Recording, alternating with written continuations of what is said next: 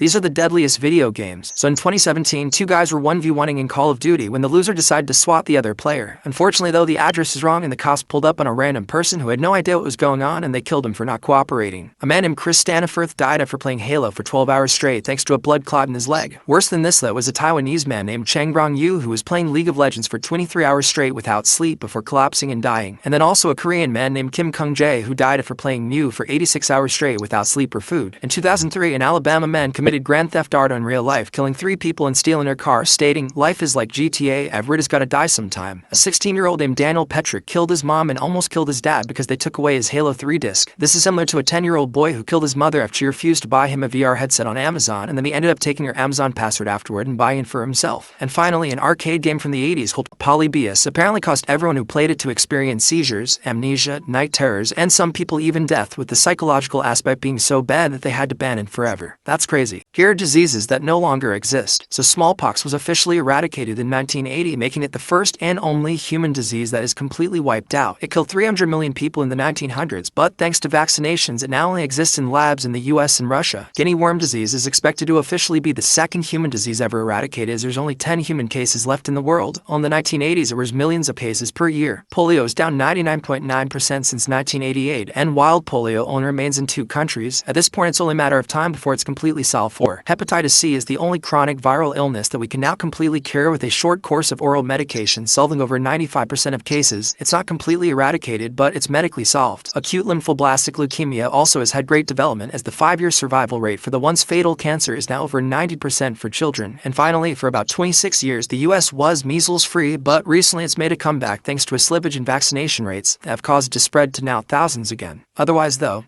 pretty cool. These are emergency sounds that everybody should know. So this sound is an ambulance siren, which means there's a medical emergency nearby, so you should pull over immediately. While this tone, which is often louder and a deeper tone, is a fire truck siren for a fire or a rescue. This sound is a tornado siren, and it means to retreat to safety immediately because it's already coming. While this one is to let the public know that an earthquake is underway and to ensure that you stay safe. If you ever hear this siren go off, it means to prepare for flooding because it's coming quickly. And if you ever hear this emergency siren, it means there's a tsunami and you should get to high ground. In many towns, this signal indicates to volunteer firefighters that it's time to go to the station, or it could just be a noon whistle to tell everybody it's lunchtime. While this sound lets towns know that there's been a hazardous material spill, so you better mask up. The iconic air raid siren sounds like this, and if you hear this, it means we're under an active attack and should probably get moving. And finally, if you ever hear this siren, it's probably too late because it means we're already under a nuclear attack. Pretty cool, right? These are everyday things that were invented by companies. So Santa being overweight and donning a red and white suit was invented by Coca-Cola in the 1930s to look wholesome for their ads. Prior to that, he was thin and wore grain blue or even brown. The importance of breakfast was pushed by General Foods and Beech-Nut so that they can sell their cereal more. Somebody even paid 5,000 doctors to sign a statement saying that a heavy breakfast with bacon and eggs is better than the light ones so they can sell more pork products. The diamond company De Beers is responsible for diamond engagement rings, as in the 1940s they came up with a marketing campaign slogan, "A diamond is forever." They ultimately linked the size and cut of a diamond to a man's success and love for his girl. Previously, proposal didn't include this. Women used to not regularly shave their armpits or legs until Gillette ran ads in 1915 saying that hair in those locations was unfeminine. Similarly, women used to not double wash their hair until Procter & Gamble added the word repeat on the bottle so they could double their sales. And finally, the concept of a 40-hour work week was started by Ford in the 1920s so that people had more free time and thus needed to buy more cars to get around, as previously people were working 60 hours across 6 days. Pretty cool, right?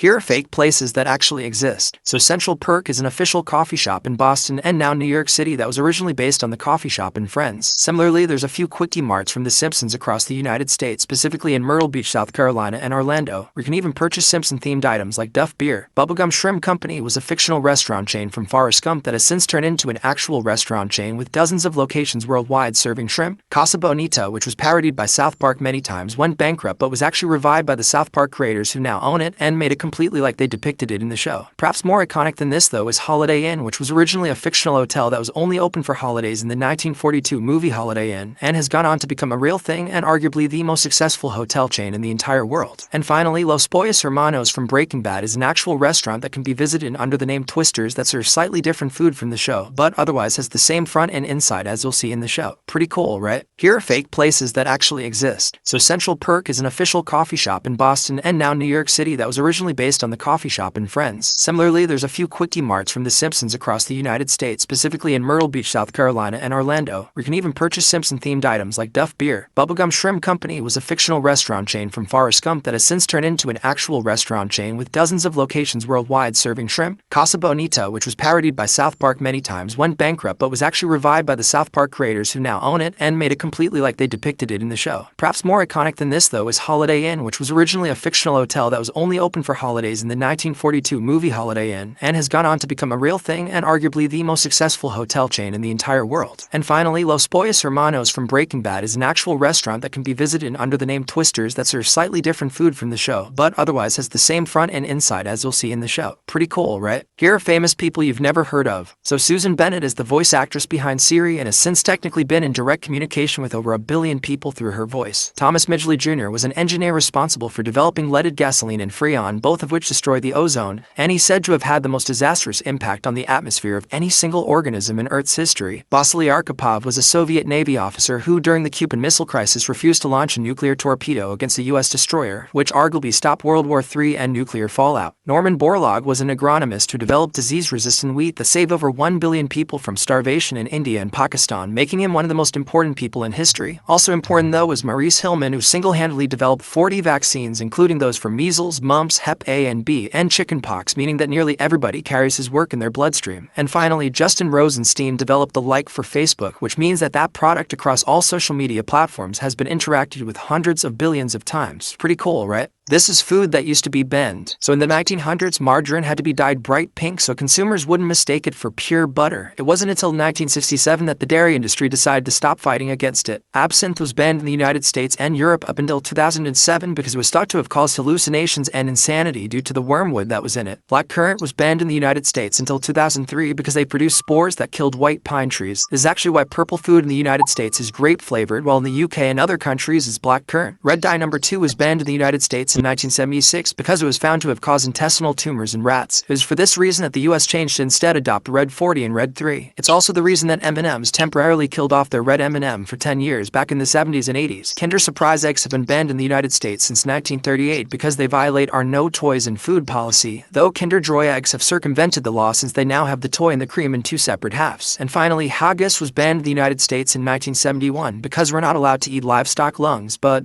I don't think anybody's complaining about that. These are foods that have secretly changed, so let's see if you noticed. So Frito-Lay secretly changed the bag weight from 9.75 ounces to 9.25 ounces while keeping the price the same. They redesigned the bags to be slightly narrower but still look as tall, but they have roughly 5 to 10 chips less per bag. Gatorade did something similar in that the newest bottle is more concave and dropped from 32 ounces to 28 ounces, shaving off 12% of the serving while keeping the price the same. Late last year, McDonald's actually changed the Big Mac bun to a softer brioche and added more Big Mac sauce by default in an effort to improve the quality of the burger as part of their Best Burger initiative. Reese's allegedly swapped out milk chocolate for compound coatings and replaced real peanut butter with peanut butter style cream in many products. As a result, it no longer says milk chocolate on a lot of the packaging. Oreo has reduced packaging and cookie size marginally so that the double stuff is effectively the new regular Oreo and Mega Stuff is now the new double stuff. And finally, Tropicana crops have been hit by a greening disease, meaning that many of the juices will still be 100% juice, but a blend from multiple regions to compensate. I knew something was up. These are foods that would kill celebrities. So Ariana Grande is severely allergic to tomatoes and had to cancel shows because her throat closed after eating them, while Justin Bieber has a severe gluten allergy and had a near-death experience on the set of CSI in 2011 when he was hospitalized after eating it. Steve Martin is severely allergic to shellfish, as is Bethany Frankel, who actually spent 2 days in the ICU and almost died after eating fish soup. Similarly, Bill Hader is severely allergic to peanuts and was rushed to the hospital on the set of The Skeleton Twins after mistakenly eating a peanut butter cookie. Malia Obama is also badly allergic to peanuts, forcing the White House to have strict peanut-free protocols for dinners. Khloe Kardashian is interestingly allergic to coconut, while Drew Barrymore is apparently allergic to garlic, and Nicole Kidman has a life-threatening allergy to strawberries, and Sabrina Carpenter is severely allergic to apples and peaches. And finally, Margot Robbie is allergic to egg whites and has to swap chicken eggs with duck eggs whenever she has to eat an egg on set. Pretty cool, right?